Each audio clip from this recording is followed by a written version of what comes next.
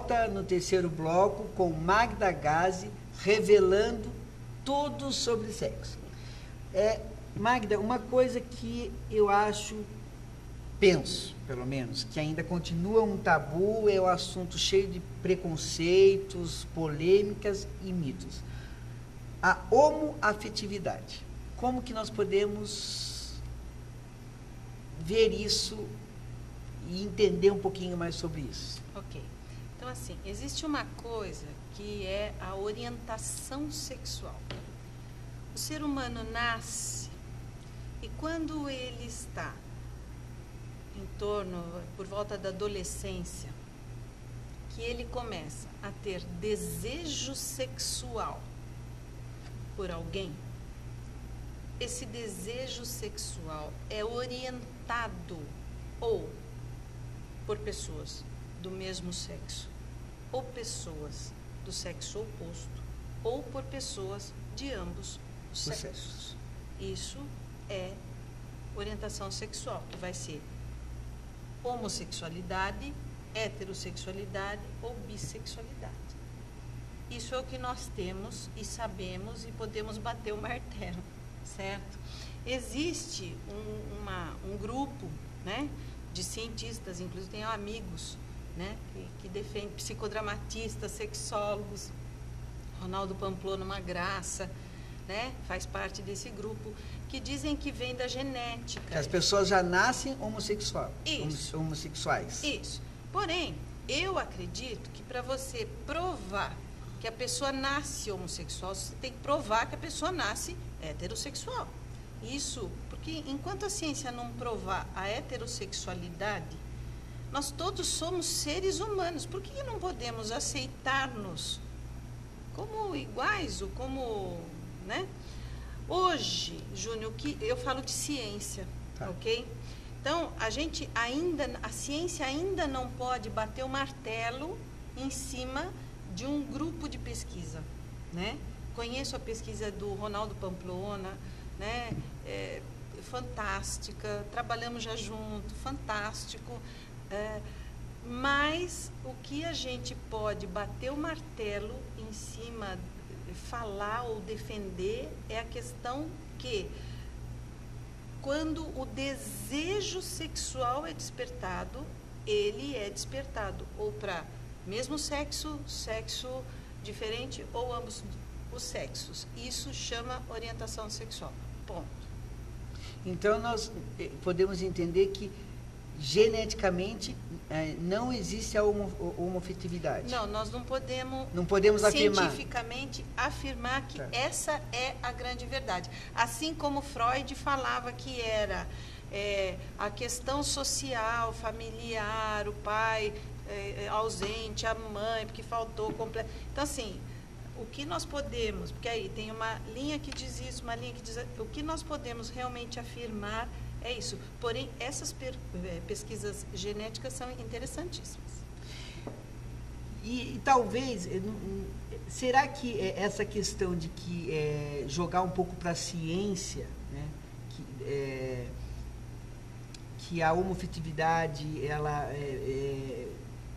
vem da gênese, isso seria uma forma talvez, de ajudar a diminuir o preconceito contra os gays, ou não tem nada a ver? Como que... Porque existem várias teorias, enfim. Então, eu estou falando bobagem? Não, eu acho que você não está falando bobagem, mas o meu medo é um olhar. Aí eu fico com medo que tenha um outro olhar em cima disso.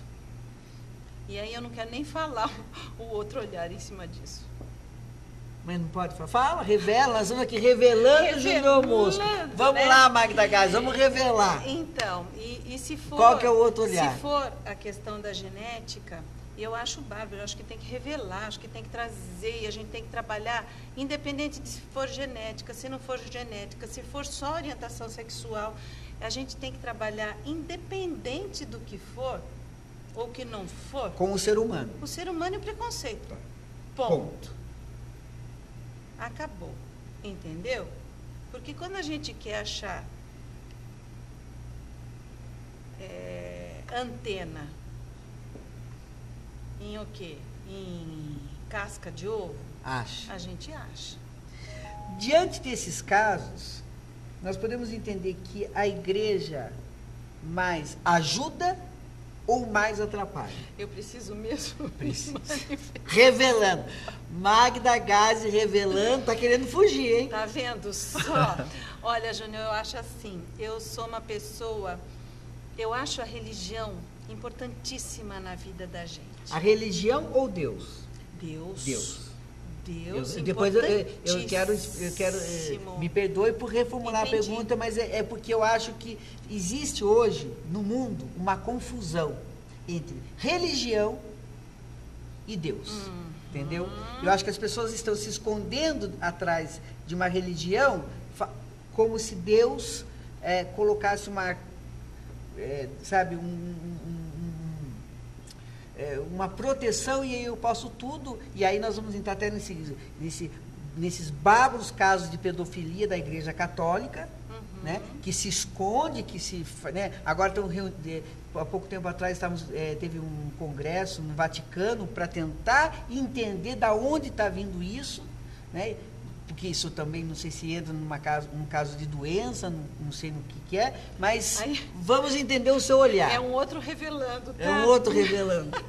É muito revelando. É muita revelação, viu? Então, assim, eu acho a religião, voltando para esse olhar da religião, eu acho importantíssima para as pessoas. Porque eu acho que dá um suporte, dá um sustento, né? Não essa religião cega, não essa religião sem você ser crítico, sem você... Uma religião assim... Não a religião de julgamento. Isso, uma religião de Deus mesmo, de você saber o quanto é importante, você tem que acreditar nele, saber o quanto ele é importante na tua vida, né? E na vida do planeta e de tudo. Então, eu acho importantíssimo. Porém,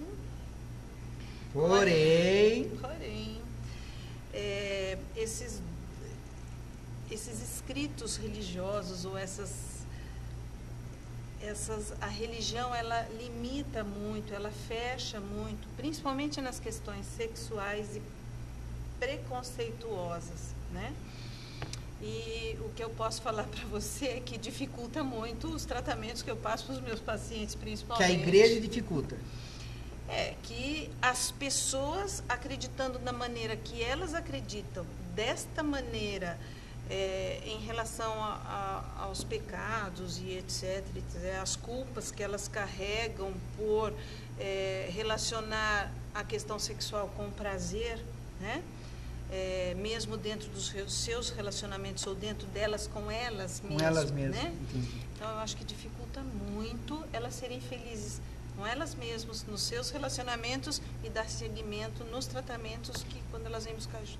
Então, temos que entender que devemos ir um pouquinho mais devagar com o andor, já que estamos falando em religião, vamos falar em andor, quando escutamos alguém lá na frente pregar alguma coisa e se aquilo está realmente sendo pregado em prol do ser humano ou politicamente em função de uma igreja. Porque eu acredito que o meu Papai do Céu, pelo menos o meu, acho que é mais bonzinho.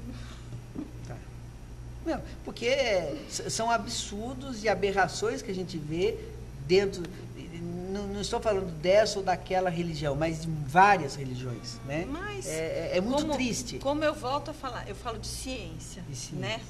Então, eu defendo a ciência. Se precisar explicar para os chefes religiosos, seja lá quais forem, né? Os cabeças, ou dentro da religião, eu não discuto religião, eu falo de ciência.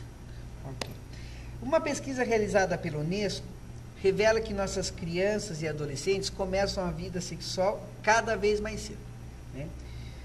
Na sua opinião, qual é o fator que leva a essa prática? Seria a modernidade? Primeiro, criança não é para praticar sexo, nunca.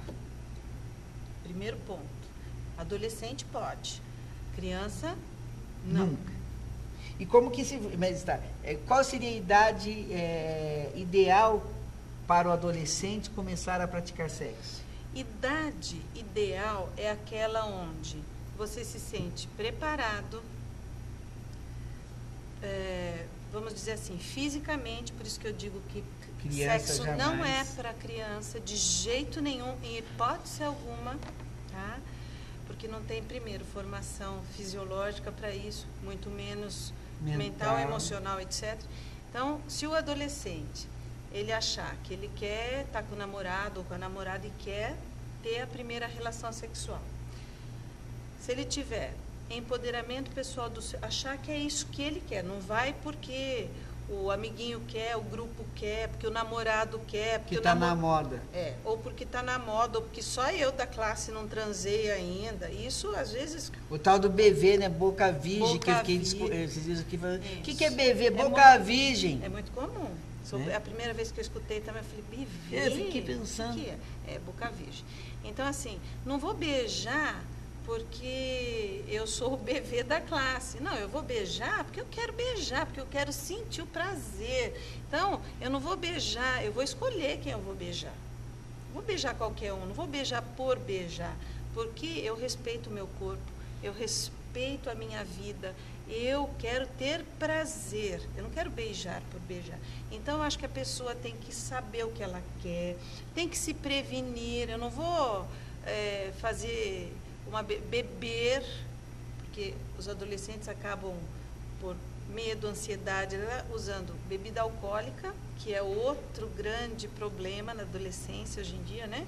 Acabam usando bebida alcoólica ou outras drogas para não ter medo, baixar a ansiedade para poder ter a primeira transa. Tudo errado. Agora, Magda, por exemplo, a criança, né, com seus 5, 6 anos, ela já começa a sentir que tem suas partes, talvez antes. Estou falando com uma pessoa leiga, né? Mas você percebe que com 5 aninhos ela já começa a pôr a mãozinha, somente as meninas, né? Põe a mãozinha. Como lidar com isso de uma maneira em que eu possa orientar e não exaltar, entendeu? Sabe? Como lidar com isso? Pois é, eu acho que... se falando, não se falando? É o que eu falo sempre, né? Eu acho que sexualidade, orientação sexual, tem que começar no berçário. Eu até falei que era no jardim de infância. Não é no jardim de infância, é no berçário, né? Quando você está lá com o seu filho e você passa alguém beijando, ou você dá um beijo, alguém dá um beijo, né? Você está ensinando para o seu filho afetividade, sexualidade.